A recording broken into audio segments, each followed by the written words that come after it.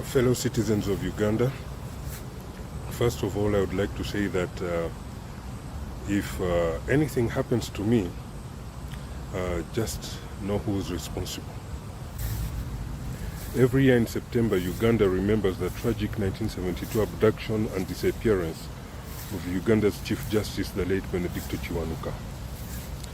What the 1974 Commission of Inquiry revealed about this disturbing case and what the government investigations achieved back then is that Amin already got all the people behind this heinous, senseless crime and put them on firing squad, as the entire world has already seen in the news pictures. However, one other individual has since come out declaring himself the only survivor of the gang, thus incriminating himself in this harrowing case. He therefore now has to answer to the families of his victims, particularly on the question of the whereabouts of Ben Kiwanuka's body. As far as the Amin government was concerned, the criminals were found when one of them was seen in Mbale driving the very vehicle whose registration number UUU 171 was reported by eyewitnesses at the scene of Ben Kiwanuka's abduction, which had happened exactly 4 months earlier. The armed kidnappers were, according to their own comrades' subsequent statements in the press, plotting their next crimes from this town in eastern Uganda. Evidence reportedly collected from their hideout after it was raided by police included a hit list of names of senior public personalities to abduct and or murder. A list that contained the name of Ben Kiwanuka, already ticked presumably as mission accomplished. 3 terrorists were reported as neutralized on the spot that January day, and 1 officer injured. The exchange of fire took place at House 49 Makulu Housing Estate in Mbale as the terrorists started shooting their way out of their surrounded hideout. Other simultaneous raids got other terrorists. In all, 12 were got alive, put on trial, and sentenced to firing squad for murder the following month on February 11th. However, one had fled arrest in Mbale, and nobody knew who this scampering criminal was until when he himself wrote about his own escape in his own book, Sowing the Mustard Seed.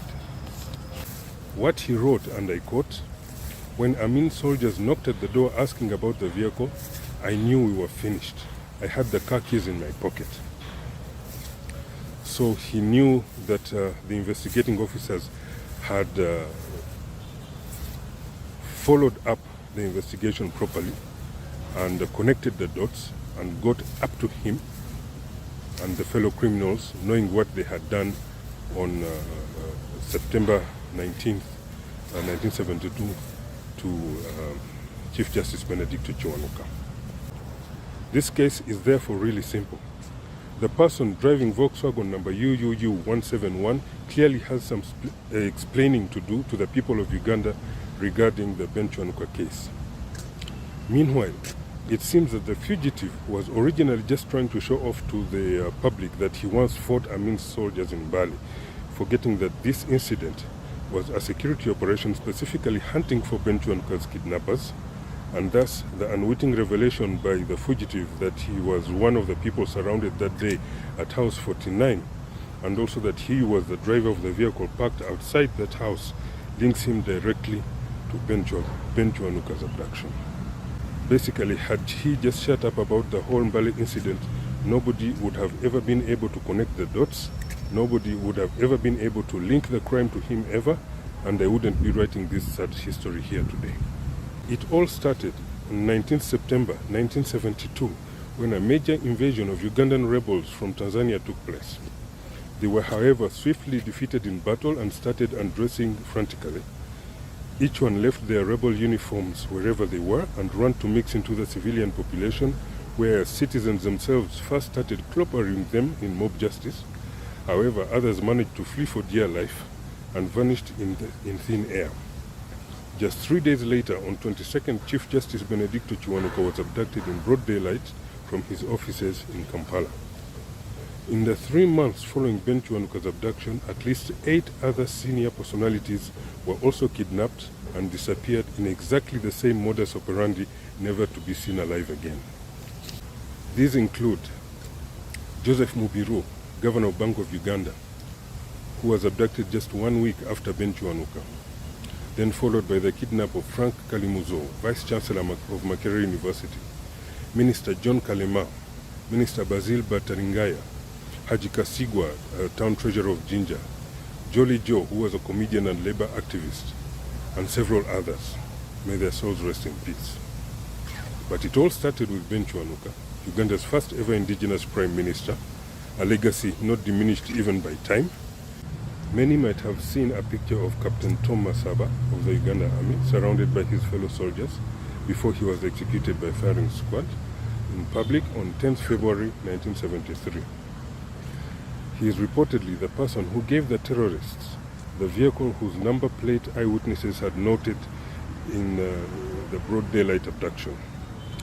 The eyewitnesses had actually reported a Peugeot 504, registration number UUU171, but when police checked the vehicles registered at the Ministry of Transport, they found that this number was registered actually to a Volkswagen, not a Peugeot, and that the Volkswagen actually belonged to the army. So investigators went to the military to find out who in the army had been assigned the Volkswagen. That's when Captain Tom Masaba was summoned as the person who was assigned the Volkswagen Beetle UUU171.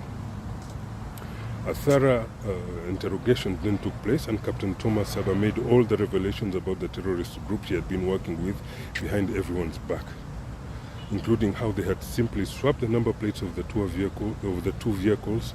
Masaba also gave information about the whereabouts of the Volkswagen and the terrorists' hideout. Acting on this information extracted from Captain Tom Masaba, investigators mounted surveillance at House 49 Maluku Housing Estate. It is then that undercover agents saw the wanted Volkswagen arriving at the premises. Other terrorists were inside the premises already and about to have a meeting on their next operation. Police decided to knock at the door. Simultaneously, other raids took place which netted 12 terrorists alive, including the late James Karambuzi, all of them arrested on information obtained from Tom Masaba's interrogation. It is noteworthy that evidence found at the scene corroborated Masaba's information, and more weapons were found as recently as 27th August 2018 by workers who were building a new house for Karambuzi's family on his home premises in Kabale, that is in southwestern Uganda. Police was called in to retrieve the now rusted cash. However, back in 1973, when asked if he had any last words, Captain Tom Masaba apologized for his crimes to all the Ugandans watching the firing squad that day. I have not written all of this lightly and have done so knowing that those who feel entitled to getting away with murder might be displeased. However, I have done this for the people of Uganda, for the victims, for their bereaved relatives, and for this country to start putting its difficult truths on the table. So after 50 years of hiding in plain sight and spewing propaganda, disinformation, and political theater on these murders, as has been seen during the annual memorials, there is now nowhere else for the killer to hide from these crimes. He mistakenly incriminated himself, and he is now out there for everyone to see every day as he pretends to be busy on matters of national significance. However, I urge him to first come clean and just apologize to the families of the deceased and tell them the whereabouts of the remains of all the hapless victims. In a TV interview during his 1980s Bush War, about a decade after these abductions and disappearances, rebel leader Yoweri Museveni stated, "At least Amin only targeted the elites, but Obote is just slaughtering everyone." They're very much worse than they were under Amin, because under Amin, first of all, Idi Amin was not killing people outside the intellectual class. He used to kill only the elite, elements from the elite who were threatening his position, or sometimes over rivalry, over business, things like that. But he never touched the peasantry. But Obote is killing everybody. Museveni was at the time leading his infamous 5-year rebel war to topple the brutal tribalism of President Apollo Milton Obote, a conflict known to have left hundreds of thousands of innocent peasants dead, and both Obote and Museveni even decorating Uganda's roadsides with the skulls of their victims as the two fought each other for power after the Amin government. In all of this, we have to ask ourselves one simple mathematical question. If on one hand, Apollo Milton Obote was a mass murderer who was just slaughtering everyone, as Museveni says, though later in life, Apollo Milton Obote apologized to Amin for all the false accusations in a phone call from exile in Zambia to Amin in Saudi Arabia.